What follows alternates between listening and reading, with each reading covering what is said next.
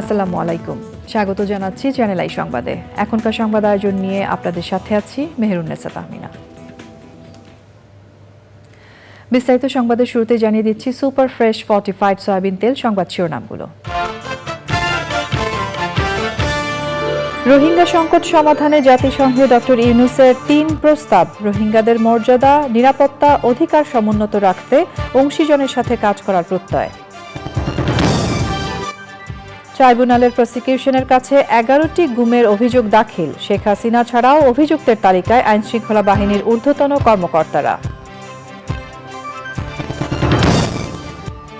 এবং channel I এর ৫ পরিচালকের বিরুদ্ধে ফারজানা ব্রাউনিয়ার মামলার প্রতিবাদ, কর্তৃপক্ষের আইনিভাবে মোকাবেলার সিদ্ধান্ত।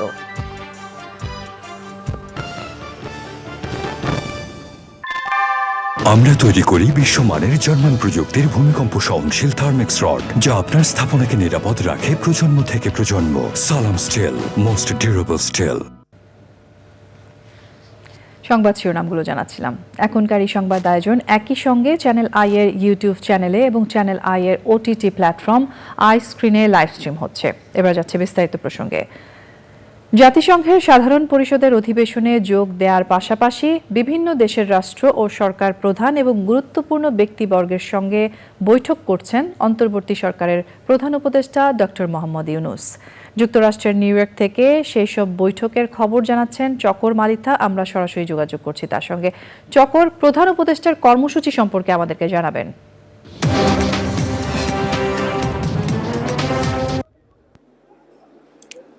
তাহমিনা, আপনি দেখতে পাচ্ছেন, আপনার মাধ্যমে চ্যানেল আই দর্শকদের দেখাতে চাই, এটা জাতিসংঘ সদর দপ্তরের যে সদর দপ্তর আছে, তার ভিতরে যেসব সারা পৃথিবী থেকে যেসব সাংবাদিকরা আছে তাদের এটা মিডিয়া সেন্টার। সারা পৃথিবীর সব দেশের সাংবাদিকরা এখানে বসে সংবাদ আদান প্রদান করছে, সংবাদ সংগ্রহ করছে। আমি এখন এখানে দাঁড়িয়ে কথা বলছি, জাতিসংঘ সদর দপ্তরের ভিতরেই এটি স্থাপিত। ও যেটি বলতে চাই যে প্রফেসর ইউনূস, আমরা সন্ধ্যা ৭টার সংবাদে দেখিয়েছিলাম, বলেছিলাম যে প্রফেসর ইউনূস উনি যে হোটেলে আছেন, গ্র্যান্ড হায়াত হোটেলে, সকাল ৮:৩০টার সময়, ৮:৩০ এবং ৯টায় পরপর দুটি এই বৈঠক উনি করেছেন। একটি বৈঠক করেছেন মানবাধিকার কর্মী এবং জন এফ কেনেডি পরিবারের সদস্য কেরি কেনেডি এর সাথে, এবং আরেকটি ইউএনএফপি এর প্রতিনিধি প্রধানের সাথে বৈঠক করেছেন। ওইটা শেষ করে উনি সরাসরি চলে এসেছেন জাতিসংঘ সদর দপ্তরে।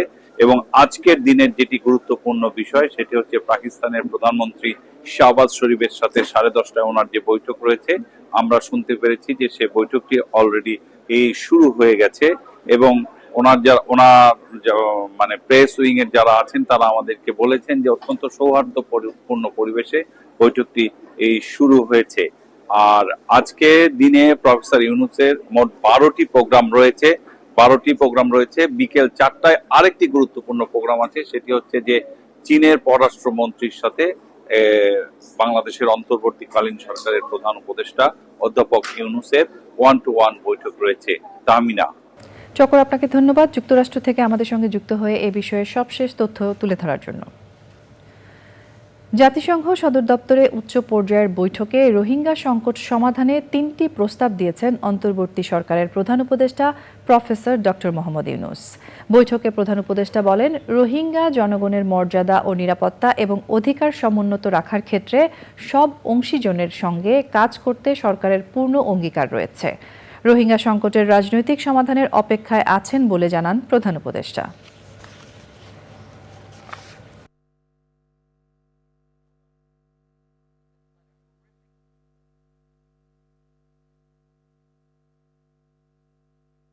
UN Secretary General may convene an all-stakeholders conference on the Rohingya crisis as soon as possible.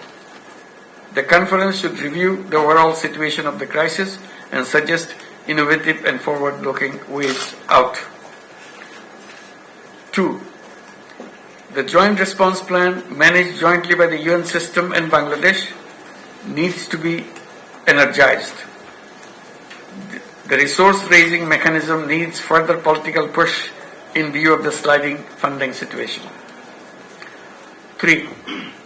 International community should seriously support the justice and accountability mechanism to address genocidal crimes committed against the Rohingya community.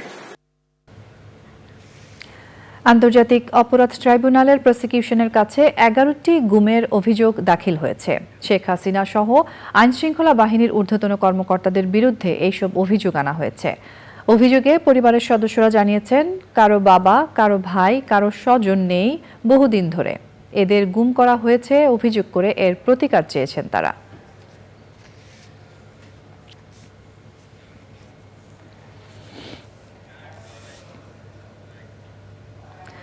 ঢাকার chief metropolitan magistrate আদালতে channel I এর 5 জন পরিচালকের বিরুদ্ধে ফারজানা রশিদ ব্রাউনিয়ার মামলা দায়েরের পরিপ্রেক্ষিতে channel I কর্তৃপক্ষ ও পরিবার গভীর উদ্বেগ প্রকাশ করেছে এবং মিথ্যা মামলায় তাদের হয়রানি বন্ধের দাবি জানাচ্ছে।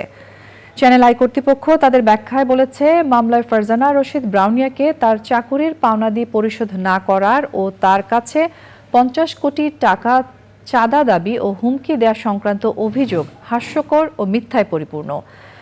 মামলার আবেদনে যেসব অযাচিত ভাষা ব্যবহার করা হয়েছে তা খুবই দুঃখজনক।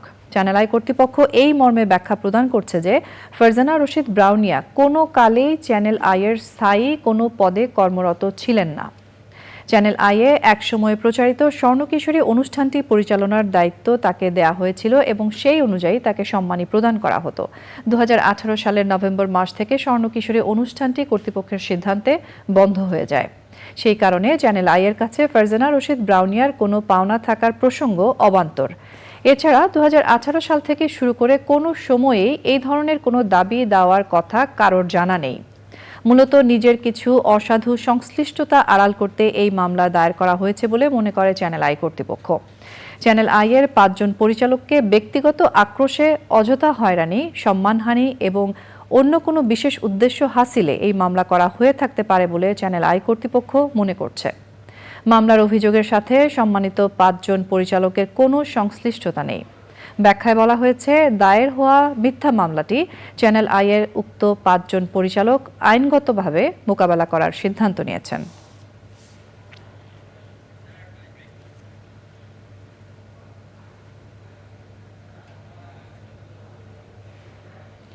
সংবাদের এই পর্যায়ে আমরা নিয়ে নিচ্ছি একটা বিরতি এবং বিরতির পর আরও যা থাকছে।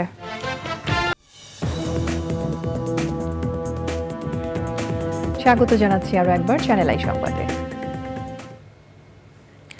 ট্যুর অপারেটরদের আপত্তি উপেক্ষা করে ট্যুর অপারেটর ও ট্যুর গাইড আইনের অসামঞ্জস্যপূর্ণ বিধি করা হয়েছে বলে অভিযোগ করেছেন পর্যটন উদ্যোক্তারা। ট্যুর অপারেটররা বলছেন, এই বিধি সংশোধন না করা হলে তারা বাংলাদেশ ট্যুরিজম বোর্ডে নিবন্ধন করবেন না। মাজহারুল হক মান্নার রিপোর্ট। ট্যুর অপারেটর ও ট্যুর গাইড আইনের জন্য বিধি করা হয়েছে, তবে মূল আইনে বাংলাদেশ ট্যুরিজম বোর্ডে নিবন্ধনের জন্য অর্থ দেওয়ার কথা উল্লেখ না থাকলেও বিধিতে তা বলে দেওয়া হয়েছে। এতে বলা হয়েছে, রেজিস্ট্রেশনের জন্য 50,000 টাকা, ব্যাংকে স্থিতি দেখাতে হবে 10 লাখ টাকা আর জামানত দিতে হবে 3 লাখ টাকা। এর প্রতিবাদে সংবাদ সম্মেলন করে ট্যুর অপারেটর অ্যাসোসিয়েশন। 3 লক্ষ টাকা জামানত, 10 লক্ষ টাকা ব্যাংক স্থিতি, 50,000 টাকা ফি আইনে ছিল না, যেটা মহামান্য রাষ্ট্রপতি সাইন করেছেন। 24শে মার্চে যখন বিধি পাশ করা হলো, তো ওই বিধিতে ওইগুলো শব্দগুলো ঢুকানো হলো। এই সব ব্যাপারে সরকারের সাথে বার্গেনিং করেছেন প্রবলভাবে। সেই বাধার উপেক্ষা করে যখন বিধিটা প্রণয়ন করা হলো, তখনই কিন্তু আমরা আপনাদের কাছে আসলো। সরকার বিধি সংশোধন না করলে কি পদক্ষেপ নেওয়া হবে সে কথা জানান তারা।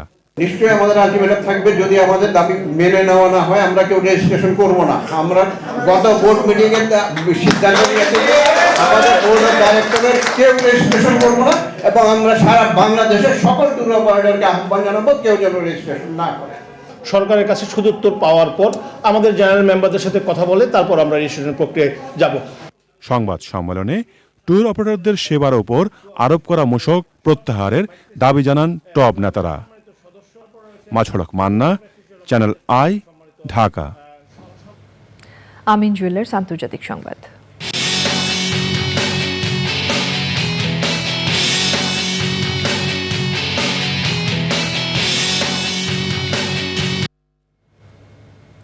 ইসরায়েল ও হিজবুল্লাহর পাল্টাপাল্টি হামলার জের ধরে গোটা মধ্যপ্রাচ্যে সংঘাত ছড়িয়ে পড়ার আশঙ্কা দেখা দিয়েছে।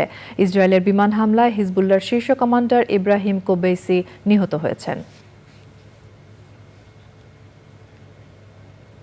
এবারে রয়েছে কৃষি সংবাদ।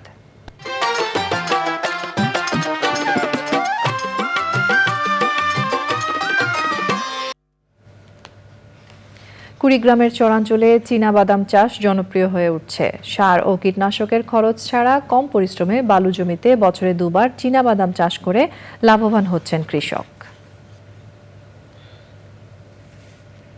প্রকৃতি সংবাদ।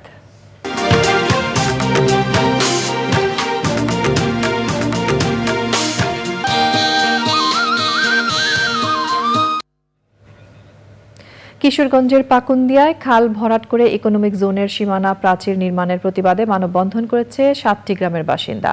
উপজেলার পাটুয়াভাঙ্গা ইউনিয়নের মাইজহাটি এলাকায় ইকোনমিক জোনের সামনে মানববন্ধন করেন তারা। এক্সিম ব্যাংক বাণিজ্য সংবাদ।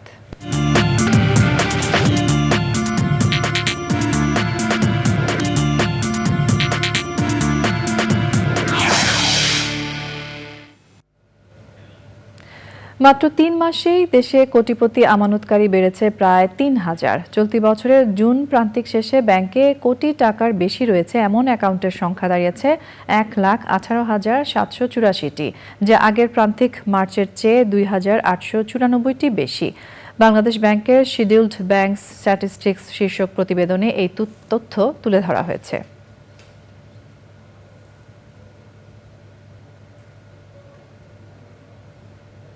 সংবাদের এই পর্যায়ে আমরা নিয়ে নিচ্ছি আরও একটা বিরতি, এবং বিরতির পর খেলার খবরে যা থাকছে।